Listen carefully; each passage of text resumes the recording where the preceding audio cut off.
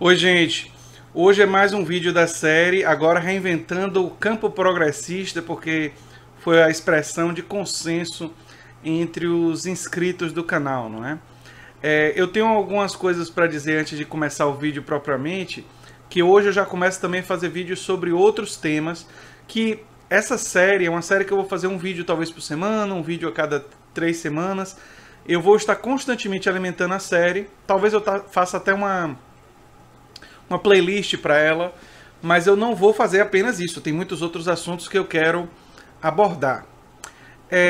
Também queria pedir desculpas para um inscrito, Lucas Dias, que teve uma troca com ele que eu interpretei ele mal. Realmente tem algumas das coisas que ele disse que eu discordo, mas muitas eu concordo, e eu não interpretei ele bem. Eu não sei exatamente porquê, mas enfim, quando eu erro, eu devo admitir e pedir desculpas às pessoas que, enfim, eu fui um pouco ríspido e por isso eu peço desculpas, Lucas. E se você puder continuar postando, eu agradeceria bastante. Enfim. Se você chegou agora, o canal é Nova Máquina do Tempo. Eu sou André Teixeira Jacobina, aqui a gente fala de política, ciência e tal. E tem uma sessão de diálogos com especialistas e o Filosofia Popular toda sexta-feira. Explorem o canal. Bem, eu estava pensando, gente, sobre como falar essa questão dos progressistas, do campo progressista, e na verdade a primeira coisa que veio à minha mente foi o seguinte: foram as grandes figuras da história que eu admiro. Vou citar algumas delas. Sócrates, George Orwell, que na verdade o nome de batismo é Eric Arthur Blair, mas ele é conhecido como George Orwell, Antônio Gramsci, Carl Sagan, Rômulo Almeida, enfim, e teria outros nomes para citar. O que é que elas têm em comum? Todas essas pessoas enfrentaram algum tipo de obscurantismo e algo muito terrível, né? O caso do Sócrates, ele enfrentou o obscurantismo do período que acusaram ele de estar, enfim, influenciando negativamente os alunos, mais ou menos como uma perseguição que agora o pessoal do PSL está querendo produzir em relação aos professores universitários e professores do ensino médio com o famigerado Escola Sem Partido. Que tinha gente que ainda não sabia que isso era perseguição, mas eu acho que agora já ficou bem claro, né, para o pessoal que ainda estava meio que na dúvida. O Sócrates enfrentou uma perseguição lá na época dele, na Antiguidade Grega, né? E acabou morrendo por causa disso. O George Orwell, ele foi talvez a figura que eu mais admiro. Ele enfrentou os fascistas na Guerra Civil Espanhola. Ele foi lá porque ele acreditava que fascista tem que ser derrotado onde quer que esteja, e foi lutar ao lado das organizações de esquerda na Guerra Civil Espanhola. Ele ainda enfrentou o stalinismo, porque ele foi crítico do stalinismo fortemente, e enfrentou os capitalistas. Então Orwell é uma figura assim emblemática, e tem muito a ver comigo. Então, gente, quem me conhece um pouco mais sabe que George Orwell e sua obra, A Revolução dos Bichos, tem muito a ver comigo. E Antônio Gramsci enfrentou o fascismo italiano, Carl Sagan enfrentou o obscurantismo do fundamentalismo religioso, Rômulo Almeida, economista e político brasileiro, enfrentou o autoritarismo brasileiro, a ditadura militar. Então, eu poderia citar ainda pessoas como Josué de Castro, que enfrentou a ditadura militar. Enfrentou no sentido de que divergia, acabou exilado, e era uma pessoa que também lutou contra a fome, não é? E poderia citar vários outros exemplos, não é? De figuras assim que eu admiro. E o que elas têm em comum é que elas tiveram, para se tornar admiráveis, elas tiveram um grande obstáculo. Elas viveram em uma época em que existia algo de muito ruim na sociedade, fosse obscurantismo religioso, fosse autoritarismo, e elas se levantaram em nome da razão, da ciência, da democracia, da democratização, do fortalecimento da classe trabalhadora. No caso de Orwell, ele ficou impressionado quando ele chegou na Espanha, e ele viu trabalhadores controlando as fábricas e disse: essa é a primeira vez que eu vejo trabalhadores no protagonismo, né? Isso está em um dos textos dele sobre a Guerra Civil Espanhola. Então, todos eles tiveram isso, né? E eu acho que o que a gente, e aí eu falo eu e vocês, podemos pensar é que essa é a nossa vez de lutar,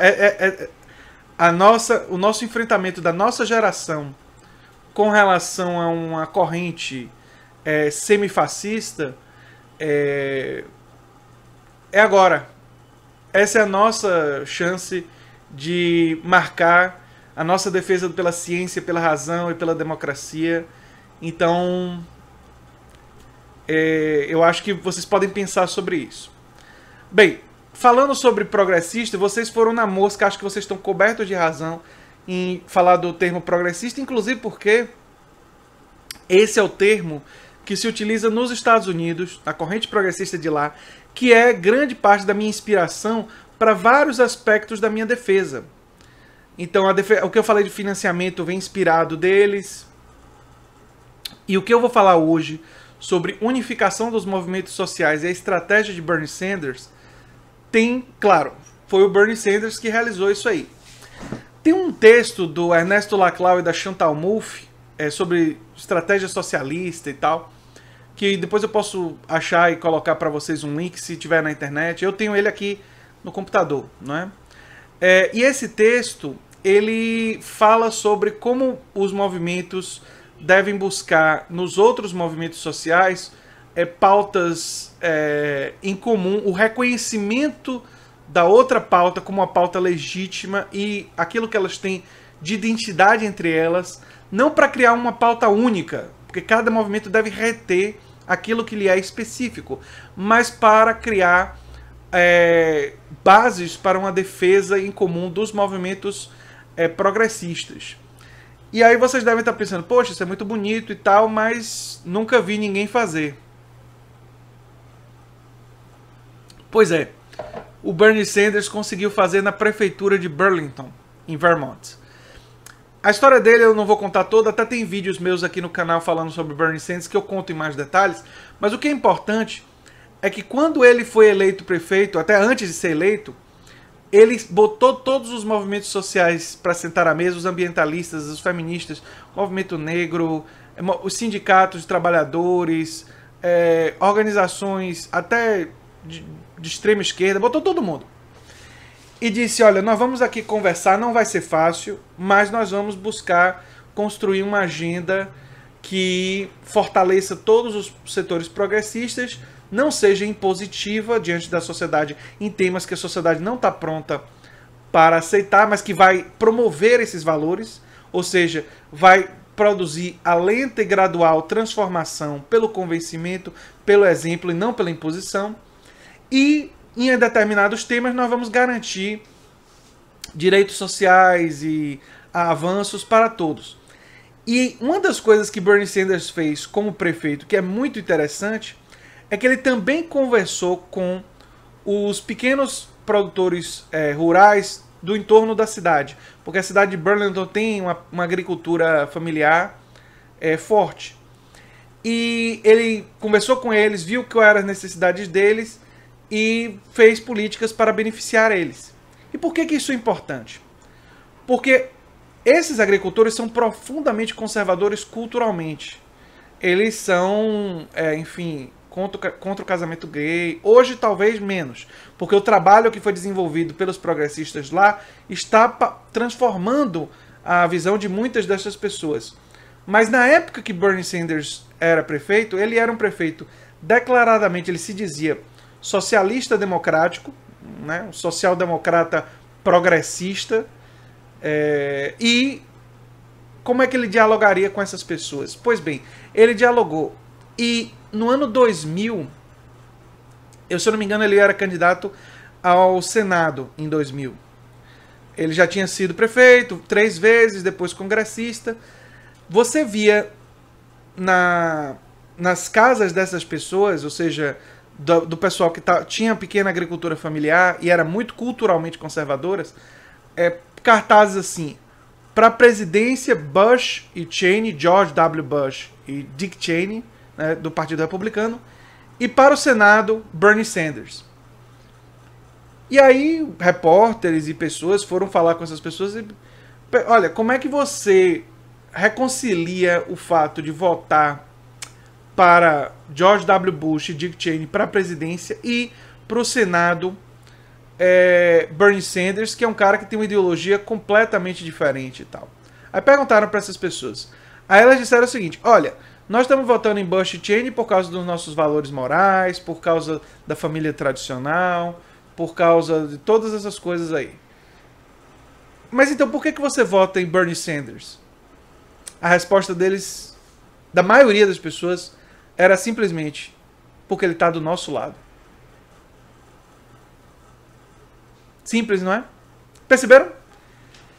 Bernie Sanders está do nosso lado. E a que eles estavam se referindo? Eles estavam se referindo a políticas que beneficiam a agricultura familiar. Eles estavam se referindo a uma proteção e uma ajuda que ele deu naquele setor que beneficiou toda a cidade, que beneficiou o estado de Vermont também, porque você começou a ver esses cartazes até em cidades que não foram diretamente administradas por Bernie, mas que o pessoal sabia o que é que Bernie fez por Burlington e queria que ele fizesse por todo o estado.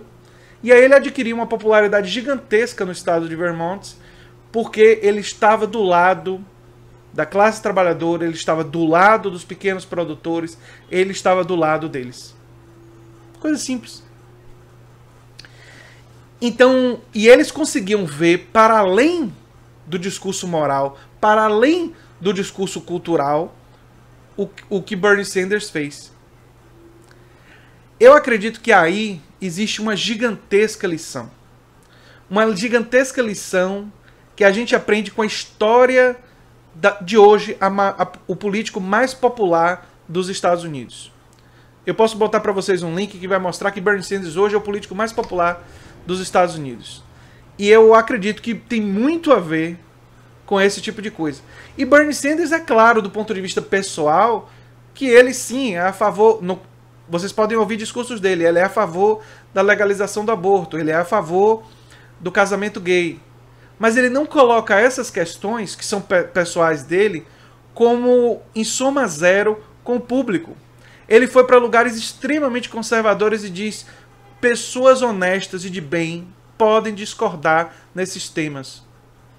Eu não odeio vocês por pensarem diferente de mim. Nós podemos nos respeitar, podemos nos entender, podemos dialogar, apesar de pensarmos diferente nesses temas. Ele colocou esses temas como uma coisa pessoal e como uma coisa que os movimentos devem continuar lutando, mas não como o elemento de frente de batalha. Porque o elemento de frente de batalha, sem dúvida nenhuma, é a questão de classes. Sem dúvida nenhuma, é o interesse contraditório das grandes corporações e dos bilionários com os interesses dos trabalhadores, da classe trabalhadora, dos sindicatos e das pessoas comuns. Não apenas aqueles vinculados aos movimentos sociais, mas sim todos os pobres e a classe trabalhadora e a classe média. E aí ele dialogou com setores da sociedade que nunca votariam, aparentemente, em um progressista, mas que agora estavam dispostos a votar. E é por isso que os progressistas nos Estados Unidos estão ameaçando vitórias em lugares como a Flórida. Andrew Gillum, podem pesquisar esse nome. Andrew Gillum pode se tornar, não é certeza, ele ainda pode perder. Mas existe, as pesquisas estão indicando que ele provavelmente vai se tornar o governador da Flórida. Um governador negro e um governador progressista. Em um estado que não elege um governador democrata há muito, muito tempo. E muita gente achava que era porque os democratas tinham que botar alguém ainda mais conservador para apelar para os valores tradicionais. E o que Andrew Gillum está mostrando que não. Você pode concorrer com uma pessoa extremamente progressista e extremamente de esquerda, como ele. Só que ele tem que fazer o centro da campanha dele, sistema de saúde para todos. E se ele faz a campanha dele em cima dessas questões progressistas, ele ganha. Enfim, gente, eu quero deixar vocês refletindo sobre essas informações E a gente vai ter, como eu disse, outros vídeos dessa série. Não necessariamente toda semana.